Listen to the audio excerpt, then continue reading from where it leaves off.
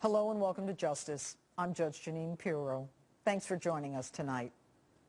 I've spent my career assigning blame for wrongdoing, instructing jurors on how to assess the truth, telling them to use their common sense in deciding who's credible, who has something to gain, something to lose, who has a motive to lie, telling them if someone lies once, you're free to assume they'll lie to you again. And there is something about the truth when you hear it. You simply know it. On the night he died, Ambassador Chris Stevens called whistleblower Greg Hicks to say, "We're under attack." The statement, clear, unequivocal, and foreboding. And Hicks did everything he was supposed to, activating the emergency response plan, mobilizing a team to repel the attack, calling the State Department's Operations Center, continuously updating the Operations Center throughout the night, even chartering a plane to fly the Tripoli response team to Benghazi. At some point, Hicks realized he was being left out of all decision-making and that the order had been given to stand down. There would be no rescue. We now know the Obama administration lied to us. They misled us, and they left Americans to die. So what do we know? Fact. The president knew at 5 p.m. his consulate and ambassador were under attack. He simply told Joint Chiefs Chairman Dempsey and Defense Secretary Panetta to take care of it. He simply went to bed. He didn't even bother to call, never checking with them again. Fact. The next morning, the president takes Air Force One to fly to a Las Vegas fundraiser for himself while Americans burn in the Middle East. He can take Air Force One for a campaign fundraiser, but he can't send fighter jets to save Americans. Fact, the fight lasted 8 hours. Fact, there was no spontaneous demonstration, no YouTube video that ignited the murderous fury in Benghazi, and they all knew it. It's not one fact, but each fact taken together as a connected whole that convinces us of what the truth is. And that truth? Jay Carney, Susan Rice, Hillary Clinton, Barack Obama, they all lied to us. Now, I'm tired of the sugarcoating. I'm tired of putting truth to the falsehood. A lie is a lie is a lie. Let's call it what it is. The whistleblowers changed everything. The ones who were instructed by Hillary's chief of staff, Cheryl Mills, not to speak to anyone alone about Benghazi, including congressmen. But Greg Hicks says it best. The job now is it's a demotion. So I've been effectively demoted from deputy chief of mission to desk officer. Mr. President, with all due respect, you actually demote the man who was on the phone all night scrambling to get help, destroying your classified records, chartering a plane, taking on the terrorist by himself. Why? Why would you do that? Why would you demote a hero? And why would you lie to us? I'll tell you why. Because of a looming presidential election 7 weeks away. Because Americans can't be under attack, especially not a terrorist attack, if, as you say, Al-Qaeda is already on its heels. Mr. President, how could you not send in reinforcements? How could you not send in Americans trained for this very kind of emergency? You're the commander-in-chief. That's your job. And enter Hillary Clinton. Fact. Because the Benghazi consulate security was so substandard, it could only have been inhabited if you had issued the waiver. Fact. Your department continuously denied both Ambassador Stevens and Deputy Chief of Mission Hicks' request for more security. Fact. You actually reduced security when everyone knew of the threats and the prior assaults on Benghazi. And please, don't even begin to try to sell us the idea that it was about saving money, because your own staffer, Charlene Lamb, who supposedly was dismissed, swore that the resources were not an issue. And my sources tell me Lamb is now up for an even higher post in the State Department. So, Hillary, why would you do this? I did tell the Accountability Review Board that Secretary Clinton wanted the post made permanent. Oh, okay, now we know. You wanted to arrive on your chariot and announce the establishment of a permanent mission in a normalized Libya. Normalized? When you last visited Libya, you had the Defense Department pre-position assets off the Libyan coast in case you needed rescue. How could you? And then you swear under oath, just back from weeks abroad, logging all those miles, recovering from the flu, the fall, the concussion, and the blood clot. You testify you didn't know a thing about your friend the ambassador's request for more security. Any of the requests, any of the cables having to do with security did not come to my attention. Now, Hillary, I know you were busy that night, calling the president of Tunisia when all the action was in Libya. But you can't deny requests for more security in Benghazi and then blame the very people who asked for it. You can't have it both ways. And you want us to believe that you and the president are going to get the facts and get justice? You can't even get to the FBI, to the crime scene, for 3 weeks. And by the way, the FBI guys, they carry guns, don't they? If it takes them 3 weeks because it wasn't safe in Benghazi, how the hell is it safe enough for you to keep our civilian diplomats there? And what to do? Find some guys with impeccable reputations, beholden to your husband Bill, and ambassador named Pickering, an admiral named Mullen. Have them investigate and make sure they don't ask you any questions. Or talk to the guy in charge of the emergency response. And Pickering, he's perfect. He apparently believes America is already full of Islamophobes. And while you're at it, Hillary, why not throw the president of Libya under the bus too? The man who traveled to Benghazi at great personal risk, confirming almost immediately what you already knew, that it was a terror attack, and you basically call him a liar or clueless to the rest of the world.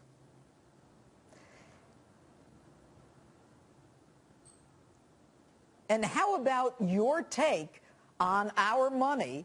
You take it and buy an advertisement to apologize to the Arab world about a video that has nothing to do with Benghazi while they burn us in effigy. That'll keep the lie going too. But they say we're obsessed with Benghazi. The New York Times says that our Benghazi obsession is all about hysterical allegations of crimes equal to Watergate. Really? My memory may not be all that great, but nobody died at Watergate, and no one was left on the battlefield. Our Congress, though, they're good. They'll get to the truth. I find it truly disturbing and very unfortunate that when Americans come under attack, the first thing some did in this country was attack Americans, attack the military, attack the president, attack the State Department, attack the former senator from the great state of New York, former Secretary of State Hillary Clinton. You're kidding, right? We have the best military in the world. But even with all of their technological advances, they could not get there in time.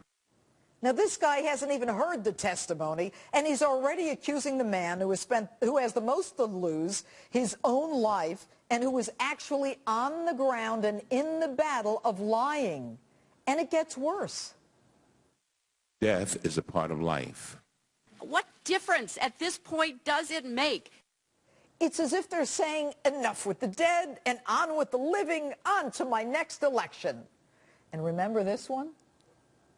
The White House and the State Department have made clear that the single adjustment that was made to those talking points by either of these two institutions were changing the word consulate to diplomatic facility because consulate was inaccurate. Today we know that was a bold-faced lie. There were 12 deletions of references to terrorism at the instruction of the White House and the State Department. Hillary's henchwoman, that temple of veracity, Victoria Nuland, actually tells the CIA to remove any reference to the prior Benghazi security warnings because it could be used against Hillary. But my favorite, Leon Panetta. There just wasn't enough time. Listen to this one from 7 months ago. A Monday morning quarterbacking going on here. Basic principle is that you don't deploy forces into harm's way without knowing what's going on, without having some real-time information. There wasn't enough time? How did you know the fight wouldn't last 24 or 48 hours or more? In which case you could have gotten rescuers there. You could have saved Americans, but you didn't even start the process because you had no intention of saving those lives. Now let me show you how this bleeds in the Middle East and exactly what happened over with Benghazi. Remember, we supported the Muslim Brotherhood in Egypt. We said that they were fine because, again, that's Saudi Arabia. Saudi Arabia's enemy is Al-Qaeda. Al-Qaeda is our enemy as well. So we helped the Muslim Brotherhood here, and it spread. In Libya, we were helping get rid of Gaddafi. Who attacked us? Many of the people that were attacking us, they were not Muslim Brotherhood, Al-Qaeda allies. Al-Qaeda. Al-Qaeda enemy, Al-Qaeda enemy, Al-Qaeda attacks us here. At a CIA safe house. Why? Why was it a safe house? Was it a safe house because we were running guns on a boat to Turkey into Syria, which the Saudi Arabians, all the New York Times has already verified all of this. Saudi Arabia said, support the Muslim Brotherhood in Syria. They're begging us to supply guns to Syria. So we did, on a boat to Turkey into Syria, which, coincidentally, CARE, which is Muslim Brotherhood. In Texas, the vice president, he goes over to Turkey in December and then to Syria, and he's running that operation. That's what it is. The entire operation originated from Benghazi. And there's only one person that was running the guns, and that's Ambassador Stevens. And he was giving the guns to the captain of a wildly reported Libyan ship carrying, I'm quoting, I believe, the New York Times, the largest consignment of weapons for Syria. Ambassador Stevens was the broker. The administration could not have this information out, especially right before an election. The publicity the story was getting was killing them, and the administration had to say they weren't providing material support for the rebels. They're hiding that fact because they knew the weapons were falling into the hands of not only extremists like the Muslim Brotherhood that they don't want to say they're doing anything with in Syria, and also Al-Qaeda and other groups. That's why they concocted this story about a YouTube video. The Truth of Gun Running program gone bad, resulting in the deaths of a U.S. ambassador and 3 other Americans. Obviously a little devastating. And so they lied. This week, the Obama administration seeks congressional approval to strike Syria. The narrative? We go in for just a couple of days, do a quick military slap, no intention of regime change, and then call it a day. We'll show them. But right now, Russian and American destroyers and an untold number of submarines are lining up off the Syrian coast. Iranian fast boats are already in the Persian Gulf, where other American warships are positioned. And since we've given them fair warning, Mr. President, because of your latest indecision and dithering, our enemies in the Middle East have been moving assets and preparing to retaliate. It's teed up. Once we start the bombing, the Syrians will call on their allies, Iran and Russia. Now, let me see if I understand this. We're looking to bomb Syria because of an alleged chemical attack, risking a potential face-off with Iran and Russia in a move that will ultimately benefit who? Al-Qaeda? Mr. President, why for 2 years did the United States and the world stand silent as the civil war unfolded in Syria? Well over 100,000 casualties, women and children, victims of bombings and shootings, missile attacks, executions, dismemberment, and decapitation. Now, 1,400 of the over 100,000 are believed to be victims of chemical weapons. Now, we need to engage in a dust-up with Syria? Mr. President, why is killing one way more heinous and worthy of our response than another? And why now? And what about Israel? We know you don't like Bibi, but hell, don't you have an obligation to not put our allies in harm's way? And your reason? I didn't set a red line. The world set a red line. Congress set a red line when it ratified that treaty. My credibility is not on the line. The international community's credibility is on the line. That's just not true. It's another one of your false narratives. A red line for us is we start seeing a whole bunch of chemical weapons moving around or being utilized. That would change my calculus. That would change my equation. A lie is a lie is a lie. You said it, the world heard it, and the world heard you say it. Syria heard you say it, and they gave you no mind, and they did it anyway. And by the way, if you didn't draw a red line, why are we going in? No one respects us. No one fears us. You've done this to us. Why draw red lines when everyone knows that your red lines are nothing more than green lights over and over again? But I got to give you one. You're right. Your credibility is not on the line. With all due respect, Mr. President, you have no credibility. To be credible, one must be clear and constant. Your actions must be swift and certain. You lost credibility when you left Americans on that rooftop in Benghazi, but fired up Air Force One to go to your Las Vegas fundraiser. That was a clear signal to the world that it's open season on Americans, even including an ambassador. And by the way, whatever happened to, we're going to bring them to justice? It's been a year. Where's the justice? And now you want to hide behind Congress so you can blame them for your inaction, or you say maybe you'll go in anyway. What's that all about? It's amateur hour in Washington. American lives weigh in the balance. We are a war-weary nation. Even you admit that. We are tired of spilling the blood of young American men and women in a part of the world that despises us. And to add insult to injury, you don't even take care of the vets when they come home. Many of them with fewer body parts and certainly more demons than when they left. And if you're so dead set against the killing of children that you are willing to send us into yet another conflict, will you guarantee that the 1,000-pound Tomahawk missiles that you will heap on Syria won't kill children? Or are they simply your collateral damage? Will the murders of those children be less significant than those we go to avenge?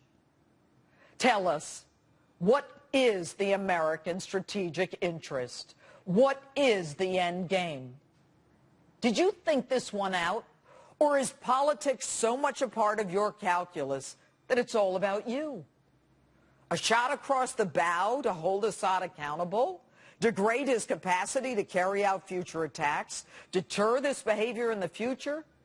Do you really believe, after this man killed over 100,000 people, that he's afraid of you? And since you don't intend to take Assad out and expect him to weather this, you make the United States look even weaker.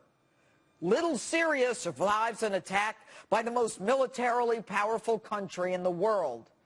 Well, at least we were until you showed up.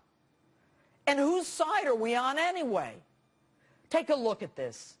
These are the Syrian rebels whose side you want to take. They are killing young men, execution style. And if the use of chemical weapons is violating international standards, why isn't the international community standing shoulder to shoulder with you? The Brits, for the first time since 1782, have refused a request for military action by their prime minister. NATO has rejected your call. The European Union has rejected your call. The UN, of course, is still investigating. And the Italians? Well, they're too busy dancing with Berlusconi at one of his bunga bunga parties. And your good friend Putin had to give you a little lecture on international law. Only the UN Security Council could sanction the use of force against a sovereign state. Any other pretext or method which might be used to justify the use of force against a sovereign state is inadmissible and can only be interpreted as an aggression. You don't poke a stick in the eye of the tiger and expect the tiger to not react. The rebels you want to support are Al-Qaeda. You remember them? They took down the World Trade Center a few blocks from here. Ansar al-Sharia. You remember them? They massacred 4 Americans in Benghazi. And the Muslim Brotherhood. You remember them? You threw our friend Mubarak under the bus for them. And it's since worked out so well in Egypt. And by the way, no Americans were massacred in Syria like there were in Benghazi. So we should go to war for you to save face after making a dumb statement that you now say you didn't make? Have you thought this through? Your feckless foreign policy and paper tiger image have forced your hand. Even your friend Dianne Feinstein agrees with me. Once the administration made this call, though, I think there is a real need for us to back it up, or America becomes a paper tiger. Mr. President, in the past when America was respected and feared, no one would even dare think of crossing an American president's red line. Remember, you said that you wouldn't go to war unless there was an imminent threat to national security. What case have you made? Last I checked, Assad has never attacked us. And by the way, didn't you get elected as an anti-war president? Didn't you vote against the last war in Iraq? And here we are 5 years into your administration, and American men and women are still on the ground fighting boogeymen in caves in Afghanistan who will return to their tribal enclaves as soon as we leave. And your Iraq withdrawal thing, that one hasn't worked out so well either. And Senator McCain, we all respect you for your service and the sacrifices you've made for this country. But in the end, maybe you're right. Maybe it's all just a game. Mr. President, can you understand why Americans are so dead set against this? We look at wars in the Middle East through the prism of Iraq and the lies and false narrative of Benghazi. You want us to trust you, but you're not credible, clear, or concise. Why should Americans take it on faith that what you're saying is even true? There's no end game, and we can't afford, nor do we want, a World War III.